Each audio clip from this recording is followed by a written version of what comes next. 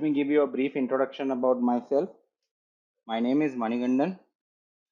I have around 15 years of work experience, and I am already a CISSP and CCSP certified along with CEH.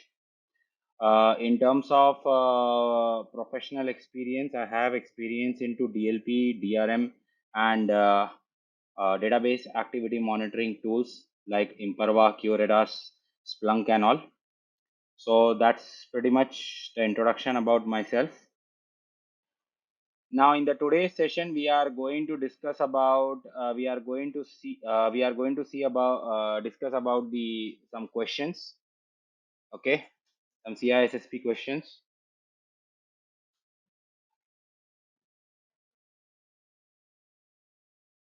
So we are going to discuss about the CISSP questions. Okay. So there are some important points which you need to remember while answering the questions. Okay. So let me just start the slide.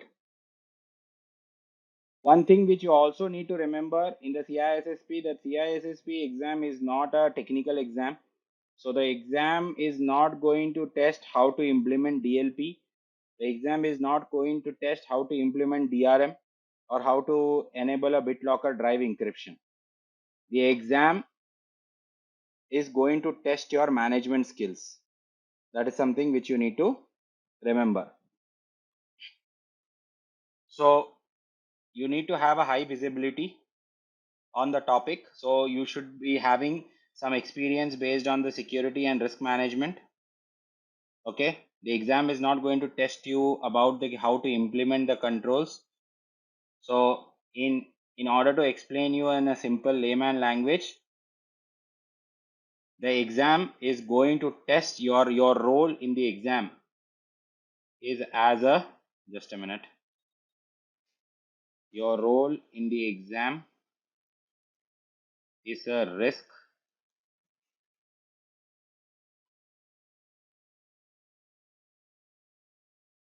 advisor.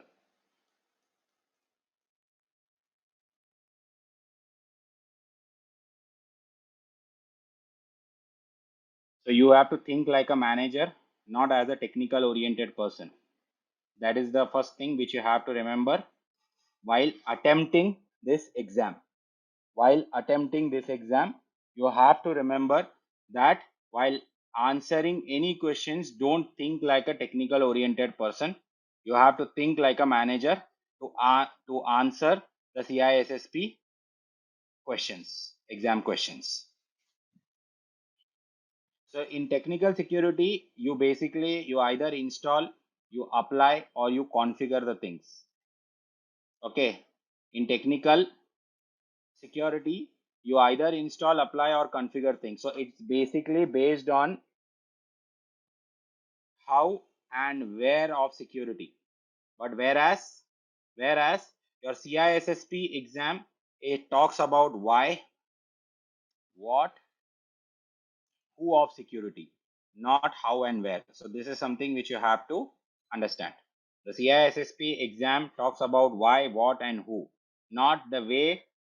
Not it doesn't talks about how and where. So example, the CISSP question exam is not going to ask you how to implement a BitLocker drive encryption, or the CISSP exam is not going to ask you how to configure a rule in a Palo Alto firewall.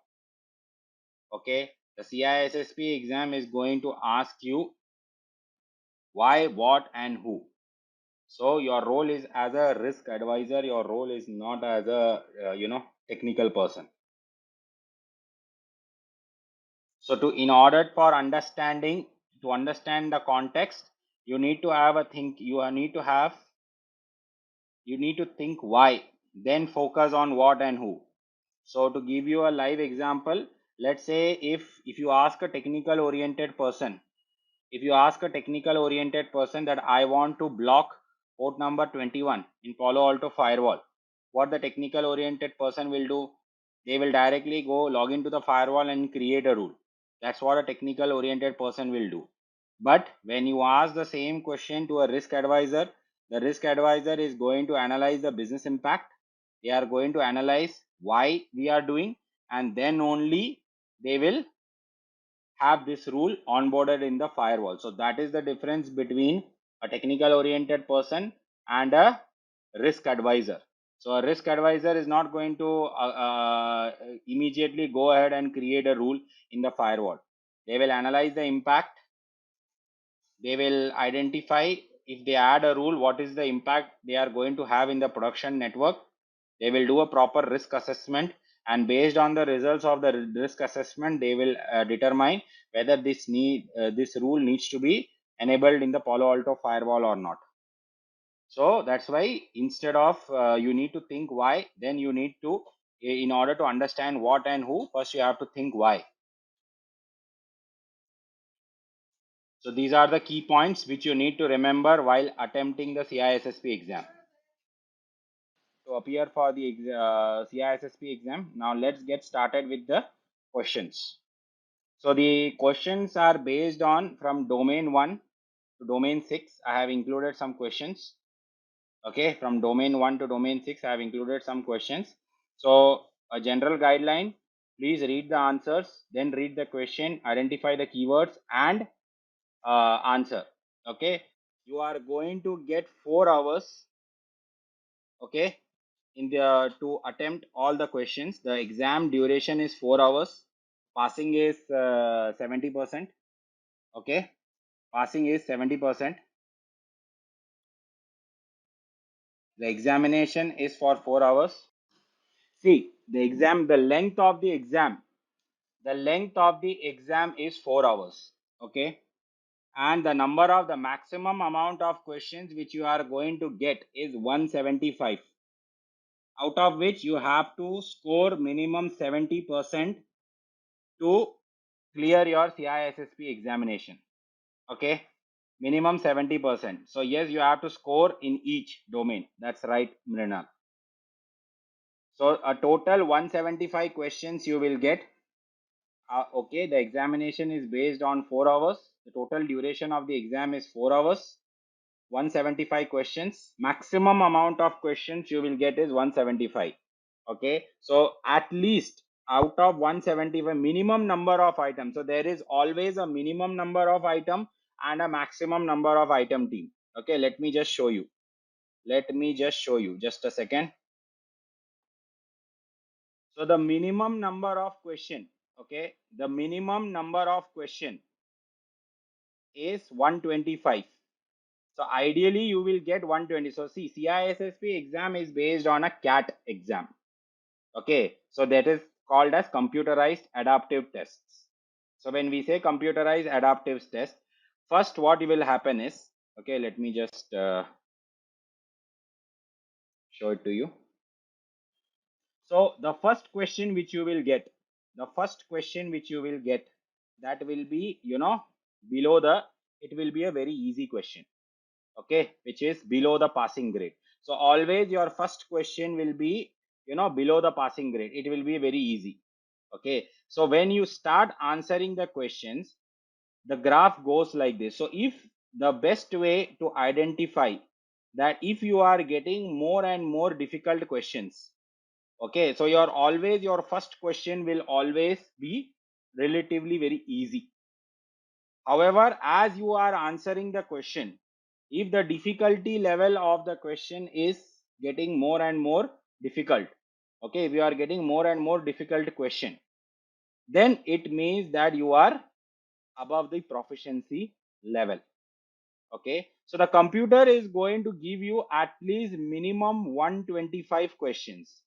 In these 125 questions, it will determine that if your score, if your graph is above the proficiency level like this, then the exam will end at 125 and you will get a result like you have provisionally passed the CISSP exam.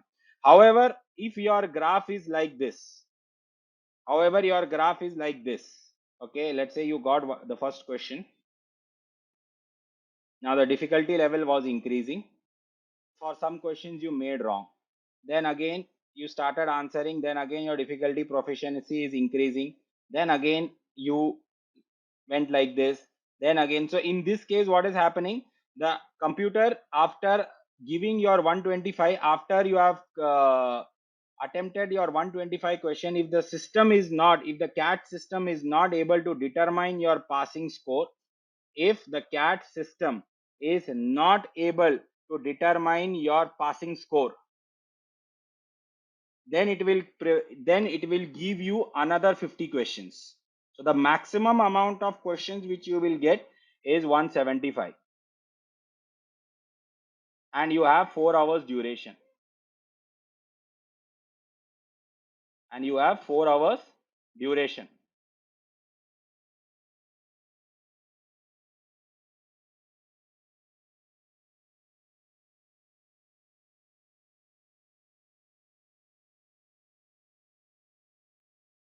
So the maximum amount of question which you will get is 175, 4 hours. In case if the computer is not able to identify your proficiency level in 125 questions, it is going to present you another 50 questions, and then it will give you the score that whether you have passed the examination or whether you have failed the examination. So when you are attempting, when you are going for this exam, you have to be mentally prepared that you are going to get 175 questions. When you are attempting the CISSP question, once you click next, you cannot go back and change your answer. So there is no, like, it's not like other exam where you have mark for review,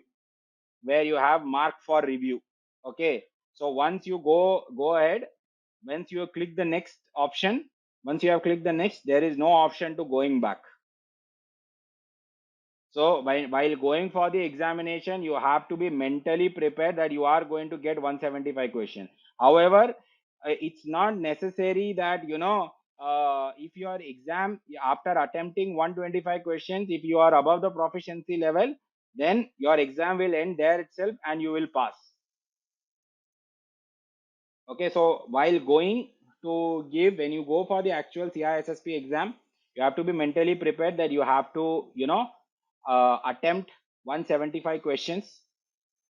Proper time management is also equally important. So you should only take 1 minute to one question. You should only take 1 minute or 1.5 minute to one question, not more than that. So proper time management is also important. Proper time management is also important. You should not take more than 1 or 1.5 minutes to answer a question. So now let's start with the first question.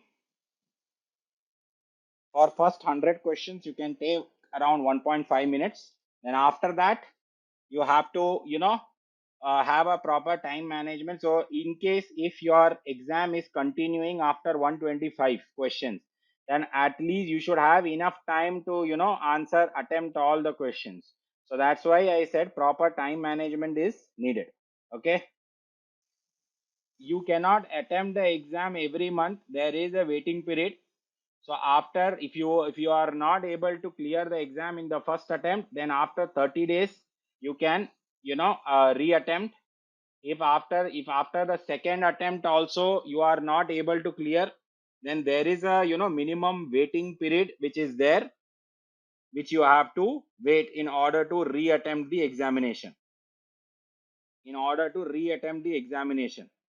So the first is, in case if you are unable to, clear the exam in the first attempt, then after 30 days you can reattempt the exam. If you, in case if you are not able to, you took your first retake after 30 days, you are not able, then your second attempt you may retake after 60 days, and your third attempt you can take up after 90 days. So maximum in a month you can attempt 4 times CISSP exam in a year, not more than 4 times. Okay, so of the multiple methods of handling risks which we must undertake to carry out business operations, which one involves using controls to reduce the risk? Now, risk transference is not the way to, to reduce the risk. Avoidance means we are avoiding,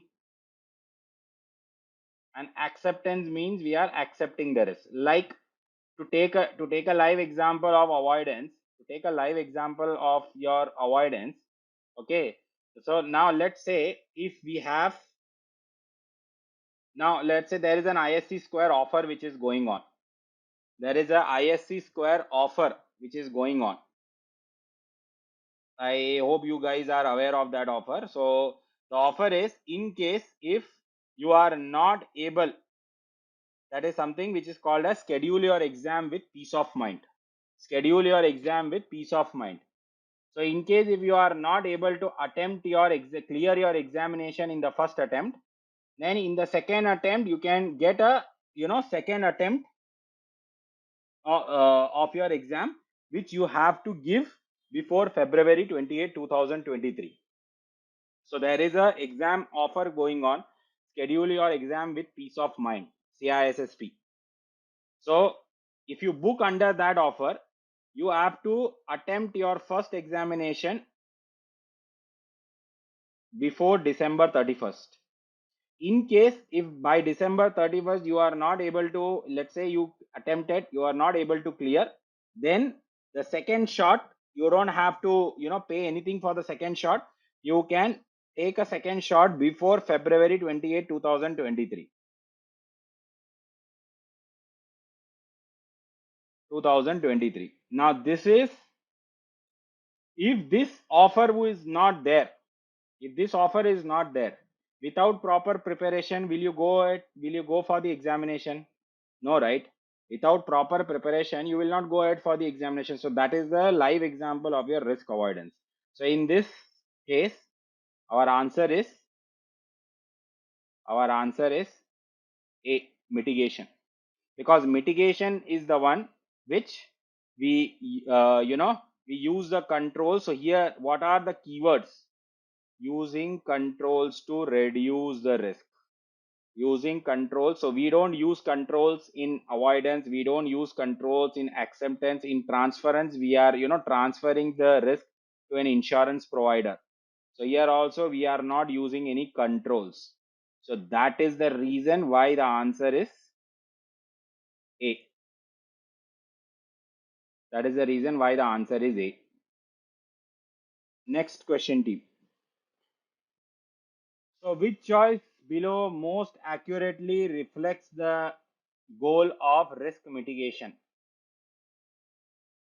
Analyzing the effects of a business disruption and preparing the company response. Analyzing the effects of a business disruption and preparing the company response. That is not the goal of risk mitigation. This is something which we do it in your business impact assessment, BIA. Analyzing and removing all vulnerabilities. Is it possible to remove all vulnerabilities and threats, team? Is it possible to remove all vulnerability and threats in an organization? No, right? So B is gone. Defining the acceptable level of risk that the organization can tolerate and assign any cost associated with loss to a third party like insurance carrier. This is also not the option. Can we go by option C? Because that is the defining the acceptable level of risk the organization can tolerate and reducing the risk to that level. The right answer is C, because that is what the goal of risk mitigation. We do risk mitigation to reduce the risk to an acceptable level which the organization can tolerate. So the answer is C.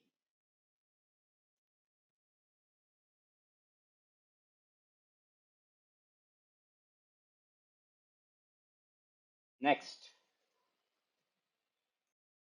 which of the following risk handling techniques involves the practice of being proactive so that the risk in question not realized? Here the keywords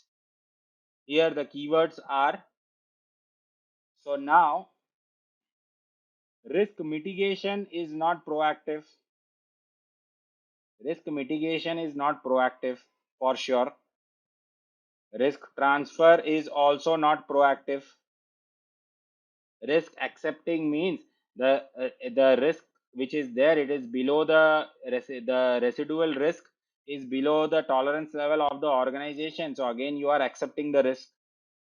So can we say risk avoidance is the right answer? So to take a live example, if this peace of mind offer is not there, will you, without proper preparation, will you go ahead and give the exam? No, right? If this peace of mind offer is not there, without proper preparation, you will not go and give the exam. So that is a best strategy of risk avoidance. Another live example, during COVID lockdown, not going out of your house to so you are basically avoiding risk to get COVID. So that is also a live example of risk avoidance only, right? So you are avoiding to go out during COVID lockdown to avoid getting COVID.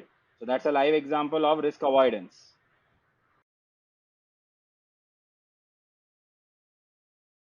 Angela is an information security architect at a bank and has been assigned to ensure that transactions are secure as they traverse the network.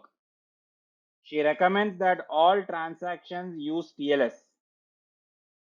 What threat is she most likely attempting to stop, and what method is she most likely using to protect against it?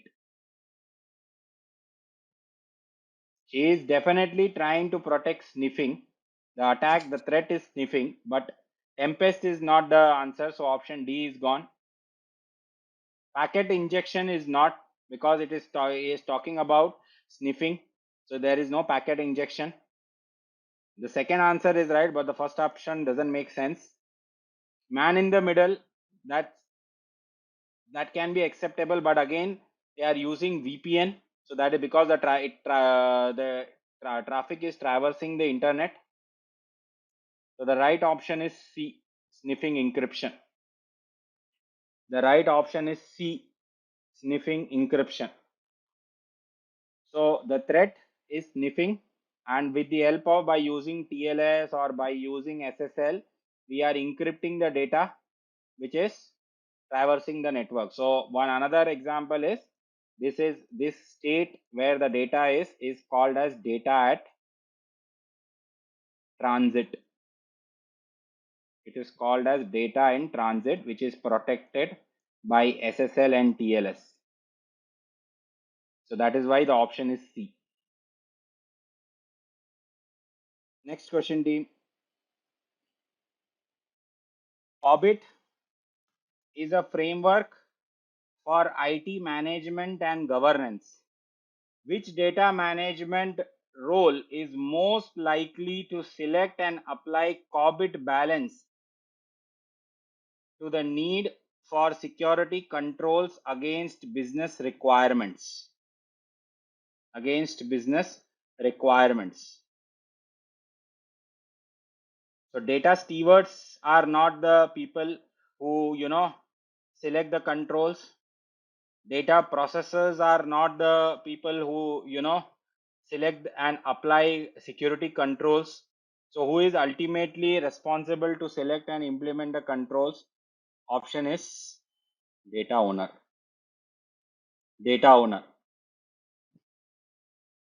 Even the business owner is not responsible. Here the question, the keyword is talking about to balance the need for security controls against business requirements. So which data management role is most likely to select and apply COBIT to balance the need for security controls against business requirements?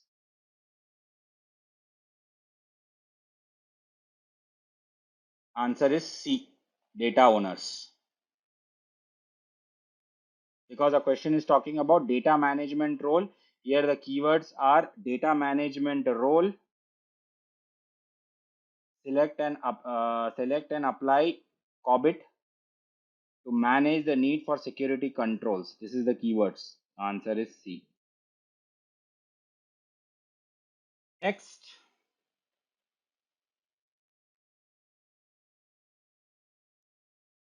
Okay. What media is labeled? When media is labeled based on the classification of data, when the media is labeled based on the classification of the data it contains. What rule is typically applied regarding labels? Regarding labels, the media is labeled with the lowest level of classification of the data it contains. That's not the case. The media is labeled with all levels of classification. I cannot classify a media based on all level. So I cannot classify a media which has all this label, like it is having top secret, it is having secret, it is having confidential. There is not possible to classify the media with all levels of classification. So C is also gone. The data is labeled based on its integrity requirements. Okay, I can park that option. But the answer, the option B, the media is labeled based on the highest classification level of the data it contains. So B makes more sense than A, because the classification is based on the level of data it contains. So let's say if you are having a server which is having PCI DSS related data, so it have PCI DSS related data is there, or let's say you are having some PHI data or PII data, then based on that only you will do the labeling of the media. So here B makes much more sense than A, C or D. That is the reason why option is B. Now again here the question is talking about based on the data, labeled based on the classification of the data it contains. So whenever you are classifying a media, you have to first see what kind of data it contains. Based on that, the labeling will be determined. That is the reason why the option is B. Next question, team, just a minute.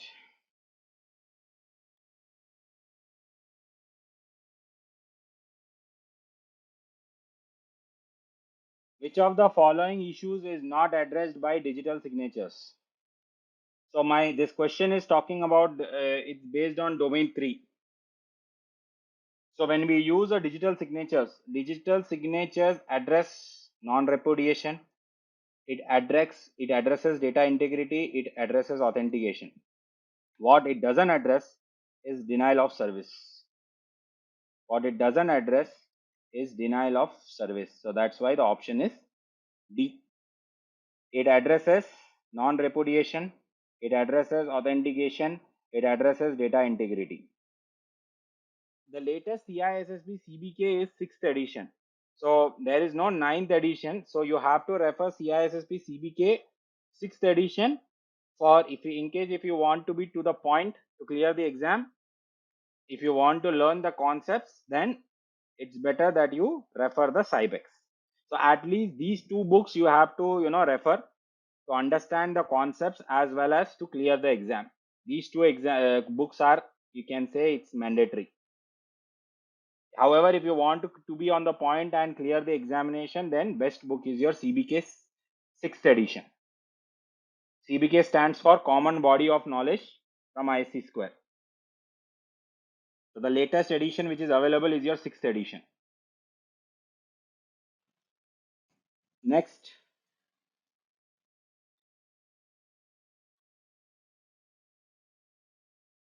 complete the following sentence. A digital signature. Complete the following sentence. A digital signature is a. So this also question is from domain 3. Security architecture and engineering.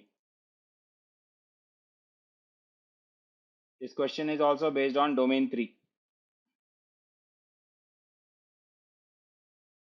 So sender signature signed and scanned in digital format. That's not the, we can definitely remove option D. Hash value that has been encrypted with sender session key. The question is talking about digital signatures. The question is not talking about, when we talk about cryptography, there are two types, symmetric and asymmetric. So in symmetric we use the session key, not in asymmetric. So C is also gone.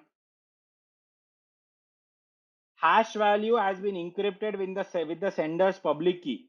If we encrypt the hash value with the sender's public key, then we need to share the private key of the sender, which is not advisable. So the right answer is A.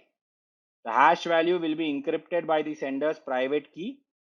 The receiver will have the sender's public key with which the decryption will happen. So the right option is A. Hash value has been encrypted with the sender's private key. So the receiver will have the sender's public key with which they will be able to decrypt. That is the reason why the answer is A. Next.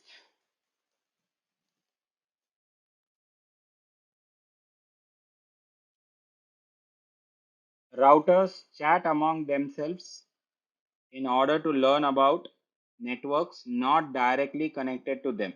This information is stored in routing table and is used by the network layer. It is used by the network layer because router works in the network layer. So, live examples, your RIP, EIGRP, OSPF, BGP, these all routing protocols works in the network layer. That is the reason why answer is B. Network layer. Answer is B. Network layer.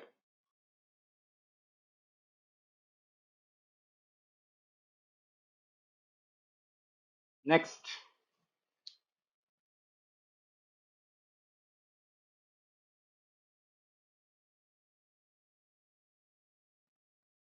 A large bank deploys hardware tokens to all customers that use their online banking system.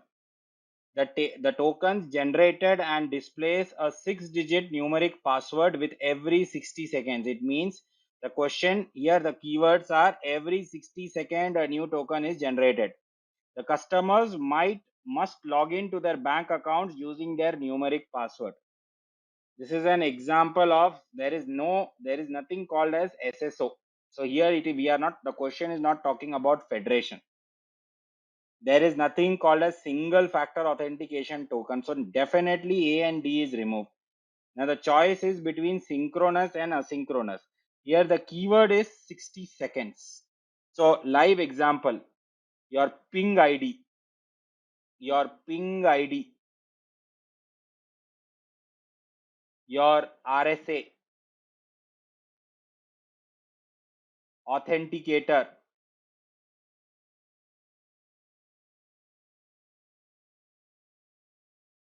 These are all your synchronous. That's why the option is B. Next, while evaluating the effectiveness of several new devices, the security professional should expect that a biometric device becomes more sensitive when. So what is FAR and FRR? FAR stands for false acceptance rate and FRR stands for false rejection rate. So false acceptance rate means when a user is being, a user who is not there has been accepted by the system.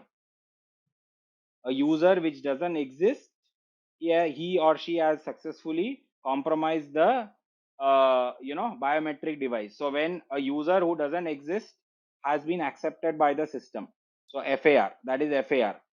FRR means where a valid user has been denied. A valid user has been denied, that is your FRR. So which is more vulnerable, which is more critical, FRR or FAR? FAR is more critical because a user which doesn't exist, that is being accepted by the system. So both FAR and FRR increase. So definitely option A is gone. Option A is gone because a question is talking about becomes more sensitive. The FAR increases while the FRR decrease. If FAR increases, what will happen? If FAR is increasing, false acceptance rate is increasing, what will happen? A user who is not valid, even that user will be able to access that user will be successfully authenticated. A user which doesn't exist, even that user will be accepted by the system, by the biometric device. So definitely B is gone. Okay. Both the FAR and FRR decrease, that is also gone. D. So when you increase the sensitivity, the FAR will decrease, but the FRR will increase. The FAR will decrease, but the FRR will increase. Live example of this. If you are using iPhones, you in the earlier iPhones you had a home button which will scan your this thing. It will scan your fingerprint. So if there is any scratches in your fingerprint, or if your finger is wet, your mobile will not accept. You have to enter the password to log in. So the more sensitive your biometric control is, the more uh, FRR will increase. So that is the reason the option is C. The FAR decreases, but the FRR will increase. As your biometric become more sensitive, your FAR will decrease, but the FRR will increase.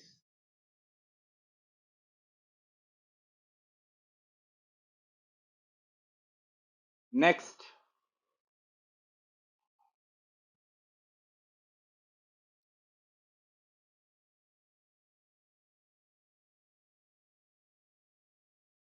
Michael wants to compare vulnerabilities as he has discovered in his data center based on how exploitable they are, if exploit code exists, and how hard they are to remediate. What scoring system should she use to compare vulnerability metrics like this? What scoring system should she use to compare vulnerability metrics like this? Answer is D, CVSS. The full form of CVSS is Common Vulnerability Scoring System. Common Vulnerability Scoring System.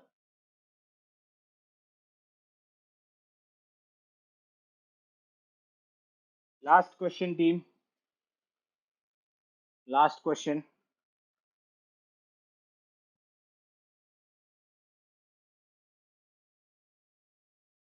Which component of security content automation protocol specifications contains the data required to estimate the severity of vulnerabilities identified?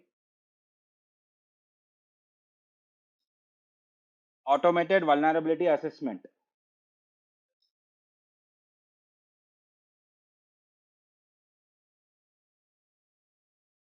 OVAL is not there. There is nothing called as OVAL, and ARF we can remove.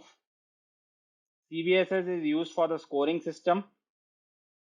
So the option is A, Common Vulnerability and Exposures. Common Vulnerability and Exposures. Option is A. So that's it, team, for this question set.